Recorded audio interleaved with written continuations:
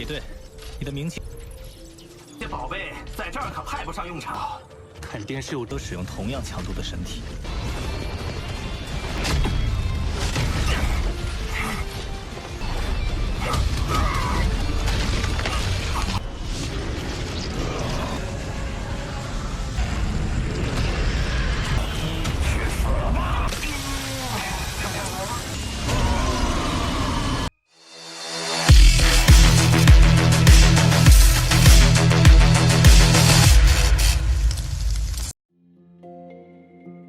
Halo semuanya, selamat datang di Ruang Sinema. Bagaimana kabar kalian semua? Semoga selalu sehat dan baik-baik saja. Sesuai jadwal, jadi pada hari ini kita akan kembali melanjutkan series Donghua Penakluk Bintang episode terbaru, yang mana ini adalah episode yang ke-205. Bagi yang mau bergabung dengan series ini, kita sudah sediakan playlistnya, jadi kalian bisa dengan mudah mencari di mana episode awal dari series ini. Sebelum kita mulai episode terbarunya, kita akan melihat dulu apa saja yang terjadi pada episode sebelumnya. Kemarin, Lo Fang dan juga Truyan telah melakukan perjalanan menuju sekolah warisan Dewa Leluhur, di mana jarak dari tempat ini sangatlah jauh, jadi dibutuhkan waktu yang cukup lama untuk bisa sampai ke sana. Dan di saat mereka ini sampai, baik Lo Fang dan juga Truyan dibuat takjub dengan pemandangan dari tempat itu. Hanya saja mereka ini langsung bertemu dengan sosok yang sangat kuat. Dia akan menghukum siapapun yang berani masuk kemari jika tidak memiliki token Dewa Binatang. Berhubung mereka memilikinya, jadi sosok ini pun membawa mereka masuk dan mempertemukannya dengan pemimpin dari Pulau Jijing. Baru saja tiba, Truyan sudah menerima pencerahan dan melakukan pengasingan. Sedangkan Lo Fang yang melakukan perjalanan malah bertemu dengan masalah. Untung saja pertarungan dilarang di tempat ini, jadi masalah dapat dirinya hindari. Namun Lo Fang tidaklah kapok. Di saat dirinya berada di alam semesta Dewa Leluhur, ia pun memilih menggunakan nama Kaisar Sungai Pedang, yang tentu membuat semua orang terkejut dan memperhatikan dirinya. Sekarang kita akan melanjutkan episode terbarunya. Masih di dalam dunia virtual Dewa Leluhur, berhubung orang-orang percaya dia adalah Raja Sungai Pedang, maka Lo Fang akan menggunakan nama tersebut, yang mana semua perhatian pun segera tertuju kepadanya, karena nama ini sangatlah terkenal. Lo Fang akan memulai perjalanan dalam daftar peringkat. Sesaat kemudian, Raja Tujuh Pedang pun muncul untuk memberitahu kalau para pewaris dibedakan menjadi beberapa bagian, atau ada kategorinya sendiri. Setidaknya ada 7 kali lipat lebih kuat. Peringkat juga ditentukan oleh jumlah pertarungan yang dimenangkan, atau jumlah kalah yang diterima. Pemenang akan menerima poin kejayaan. 100 poin dapat ditukarkan untuk warisan tambahan. Raja Tujuh Pedang sangatlah senang dengan pertarungan mereka sebelumnya. Ia harap bisa belajar lebih banyak lagi dari Lo Fang. Di alun-alun ada puluhan juta ahli waris, sementara aliansi Hong hanya memiliki 1000 anggota saja. Kaisar Seribu Hujan juga ada di sana. Kelompok lain sudah tahu kalau Lo Fang adalah Kaisar Sungai Pedang. Ada banyak hadiah besar yang dijanjikan oleh ras otomat dan ras iblis jika berhasil mengalahkannya. Maka karena itulah mereka harus saling bersatu. Pembicaraan mereka pun didengar oleh Lo Fang. Mereka merupakan kelompok Ji, dan walaupun berisikan kelompok kecil dan ras biasa, tapi kekuatan mereka tak boleh diremehkan. Mungkin bisa dibandingkan dengan kelompok Hong mereka. Tapi karena token Dewa Binatang menyebar dalam banyak wilayah, jadi kelompok kecil itu banyak bergabung dalam aliansi tersebut. Kaisar Seribu Hujan memintanya untuk tidak menanggapi gosip ini. Terlebih lagi, poin warisan bukanlah sesuatu yang mudah didapatkan. Jadi karena itulah kelompok selatan itu sering masuk kelompok dari etnis lain, karena iri hati sebab kurang banyak mendapatkan poin warisan. Lebih baik Lo Fang tidak menerima perang iblis dan manusia, karena itu terlalu menyebalkan. Tapi sesaat kemudian buku Lo Fang bergetar yang menunjukkan kalau sekarang dia telah menerima banyak pesan, yang mana itu merupakan undangan bertarung. Kaisar Tujuh Pedang memuji Lo Fang karena ketenaran yang dia miliki sungguh luar biasa. Padahal orang jenis sekalipun sangat jarang mendapatkan tantangan. Setidaknya Lo Fang telah menerima 60.000 undangan. Tentu saja ini semakin membuat mereka terkejut. Terlebih lagi jumlahnya teruslah bertambah. Alasan orang-orang ini memberikan tantangan kepada Lo Fang karena penasaran sebab dia memiliki reputasi yang begitu tinggi. Dan pasti memiliki harta yang sangat banyak juga. Terlebih lagi dia itu mampu mengalahkan sosok yang lebih kuat darinya. Namun dalam pertarungan di dunia ini, semua orang menggunakan intensitas tubuh yang sama. Senjata dan perlengkapan lainnya hanya bisa dipilih dalam dunia pertarungan saja. Dengan kata lain, harta tidaklah berguna di sana. Jadi karena itulah semua orang berani menantang Lo Fang.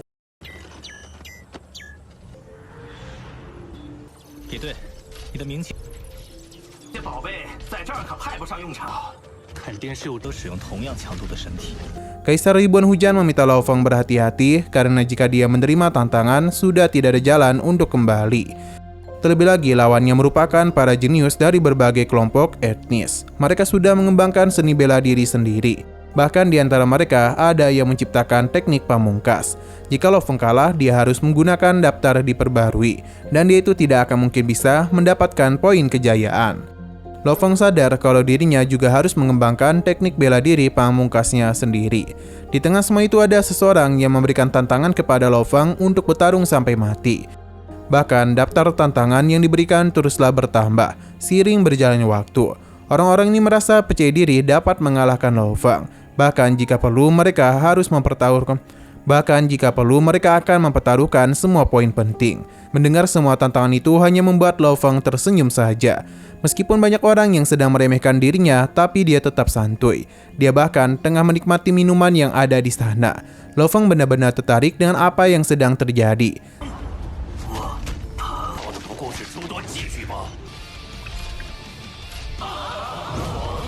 Sedangkan di hadapan Tuan Pulau Zizing cukup terkejut karena manusia baru ini telah menerima undangan lebih dari 620.000 pertarungan. Apa yang terjadi pada hari ini sama sekali belum pernah dialami oleh siapapun. Kita pun dibawa kepada Lo Fang yang mana saat ini dia tengah mencoba untuk melatih kekuatannya. Meskipun belum mencapai immortal, Lo Fang sudah bisa menggunakan kekuatannya hingga 100.000 kali lipat jika dibandingkan di dunia luar. Saat kemudian lawan Lo Fang telah muncul, di mana dia memiliki kekuatan yang sangat besar. Tanpa berlama-lama, dia langsung saja melakukan penyerangan. Dalam pertarungan tersebut terlihat dengan jelas kalau tebasan yang dia lancarkan mampu membelah sebuah planet. Tapi Lo Fang masihlah dapat menghindarinya. Tidak hanya itu, namun dia masih dapat menggunakan manik-manik dari segel bintang dan langsung saja melakukan penyerangan kepadanya. Hanya dalam waktu yang begitu singkat, Lo Fang mampu mengurung sosok itu dalam sebuah ruang dan mengalahkannya. Apa yang terjadi membuat semua orang terkejut, pasalnya dia bisa menang dengan mudah padahal sekarang ia tak menggunakan harta andalannya dan juga pelindung lainnya. Tapi masih ada seseorang yang menganggap remeh Lo Fang dan dialah yang akan bertarung lagi dengannya. Sosok ini langsung saja pergi dan saat ini Lo Fang sudah mendapatkan 4 poin. Kini dia sudah siap melakukan pertarungan lainnya. Sosok ini datang dengan kepercayaan diri tinggi, tapi bagi Lo Fang dia itu hanya akan menyetor poin saja kepadanya.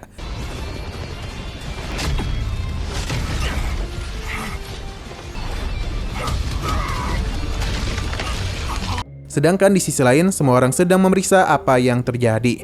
Pasalnya, Lo Fang itu telah menerima banyak poin. Bagaimana bisa seseorang sepertinya berdiri di puncak sebagai pewaris 3 gelar? Dalam sekejap, Lo Fang telah mengumpulkan banyak poin. Tidak pernah ada yang menyangka dia mampu melakukan hal tersebut. Begitu pula dengan Tuan Kota Kekacauan. Sepertinya mereka itu telah melatih seseorang yang sangat kuat untuk umat manusia. Tapi bukan berarti upaya untuk menghabisi Lo Fang akan terhenti. Kemungkinan besar semuanya akan menjadi lebih mengerikan lagi. Benar saja, para ras lain tidak akan membiarkan dia hidup tenang. Karena jika tidak, dia itu akan menjadi penguasa tertinggi di alam semesta. Sirius membenarkan hal ini karena hal itu lebih berbahaya daripada penguasa alam semesta yang belum bangkit. Ia menyinggung ras iblis yang menjaga warisan dewa lembah di kaki dewa leluhur. Itu adalah Joshi yang merupakan penerus dari Wutong. Di sisi lain kita pun diperlihatkan dengan lokasi yang sangat mengerikan. Yang berlokasi di wilayah perbatasan tidak akan duduk santai lagi.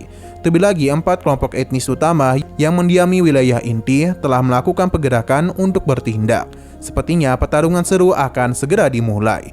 Berpindah ke tempat lainnya di mana sosok Lo Fang sudah menjadi daftar prioritas pembunuhan. Jadi salah satu kaisar juga akan memburunya. Tidak hanya mereka saja, namun ada salah satu kaisar dari ras otomat juga akan menghabisi Lo Fang secepat mungkin.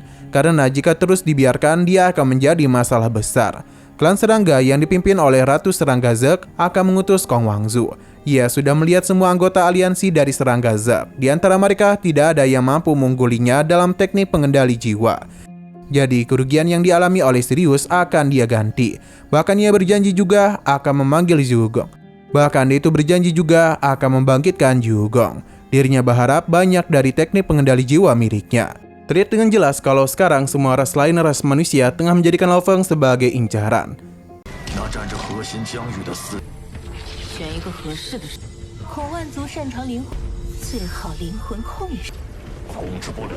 Sedangkan Lo Feng sendiri telah mendapatkan kemenangan beruntun. Dengan 100 poin saja dia sudah dapat menukarkannya dengan warisan berharga. Babata dan Atuka sangatlah senang karena mereka memanen banyak poin. Sino berpindah ke tempat lain, di mana kita pun diperlihatkan kepada sosok Yu Gong yang saat ini berada di tempat kediaman Lo Feng. Ia tidak hanya sendirian, namun ada banyak orang kuat lainnya yang tengah menunggu hasil dari Lo Feng. Mereka yakin dia sangatlah hebat karena tidak kunjung mendapatkan kabar darinya. Usut punya usut, ternyata saat ini Lo Feng tengah mempelajari cara transmisi ilahi. Ia sudah melewati begitu banyak pertarungan dan mendapatkan banyak poin juga. Semua ini tidak bukan juga berkat dari teknik dewa binatangnya. Sekarang perjalanan Lo Feng dalam mencapai ranah immortal hanya tinggal menunggu waktu saja. Sedangkan Yu Gong bersama yang lainnya sudah menunggu dalam waktu yang cukup lama. Bahkan sudah 300 tahun lamanya, tapi Lo Feng tidak kunjung kembali. Hingga mereka merasa begitu bosan, sedangkan Lo Feng sendiri merasa begitu puas dengan perkembangan yang dia lalui. Karena bagaimanapun, kini ketiga tubuhnya sudah mengalami banyak perubahan. Tapi dari segi penyegelan dan penggunaan dalam hukum spasial, mereka harus memikirkannya lebih lanjut. Sudah saatnya bagi Lo Feng untuk keluar dan menerima gelombang pelatihan fisik. Tidak terasa, 900 tahun sudahlah berlalu. Dan terlihat dengan begitu jelas kalau di kediaman Lo Feng masih diintai oleh para musuhnya. Namun sampai sejauh ini tidak ada tanda-tanda kalau dirinya akan keluar yang membuat semua lawannya merasa kewalahan. Kapan Lo Feng itu akan keluar? Hingga pada akhirnya waktu yang mereka tunggu-tunggu pun telah tiba juga. Sebab gerbang Lo Feng pun telah terbuka, di mana dirinya sudah selesai melakukan pengasingan. Baru saja melangkahkan kakinya, para sosok kuat ini langsung saja melakukan penyerangan.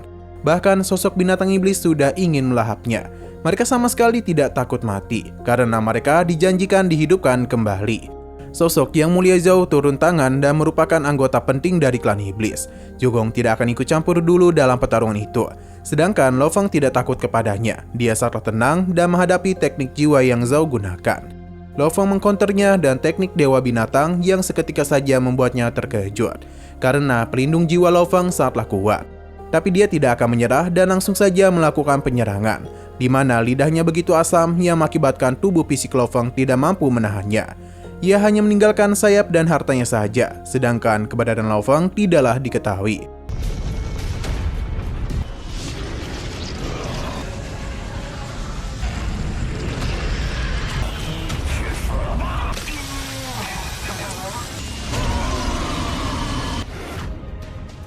Atas apa yang Zhao lakukan, dia pun dihukum oleh Aurora.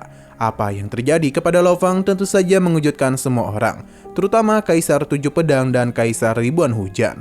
Semua orang dari para ahli waris tengah berkumpul di kediaman Lo Feng. Mereka meyakini kalau Zhao telah berhasil menghabisinya. Karena dia itu sudah mati, maka mereka saatlah menginginkan harta yang dia tinggalkan, terutama pedang dan sayapnya. Tapi terdapat sebuah aturan di tempat ini yang mana mereka tidaklah boleh mengambil apapun dari ahli waris. Hanya saja harta itu terlalu menggiurkan. Jadi salah satu pewaris pun melakukan pergerakan untuk bisa mengambil harta ini.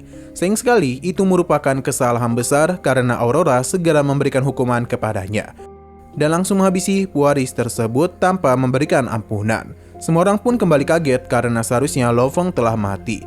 Jadi hartanya bisa dimiliki oleh siapapun. Namun tentu saja Lo Feng ini masih hidup dan menggunakan tubuh klon Mosanya. Ia pun kembali menarik hartanya dan membuat semua orang terkejut hingga sesaat kemudian dia pun muncul kembali. Sesaat kemudian penguasa Pulau Zizing muncul karena ada yang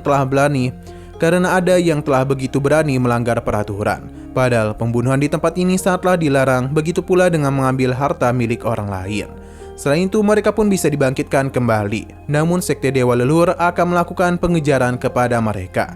Ini merupakan sebuah ancaman yang mereka berikan. Sesaat kemudian, Lo Feng pun keluar, di mana semua orang sekali lagi tidak pernah menyangka dia masih hidup. Lo Feng pun memberikan hormat kepada penguasa pulau, dan begini dia pun melepaskan tekanannya. Sedangkan orang-orang ini bingung bagaimana bisa Lo Feng tidak terluka sedikit pun. Sepertinya dia itu memiliki bakat legendaris dalam menciptakan klon. Sekali lagi, penguasa pulau kembali memberikan peringatan untuk tidak melanggar peraturan yang ada. Atas apa yang telah terjadi membuat semua orang pergi. Namun Yu Gong merasa kalau dirinya akan mencari kesempatan untuk bisa menghabisi Lo Feng di waktu yang tepat. Karena sekarang ia tidaklah mungkin bisa melakukannya.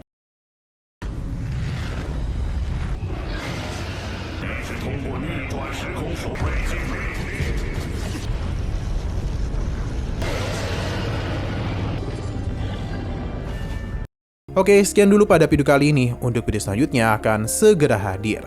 Jadi bagi kalian yang mengikuti series ini langsung saja klik subscribe dan aktifkan loncengnya.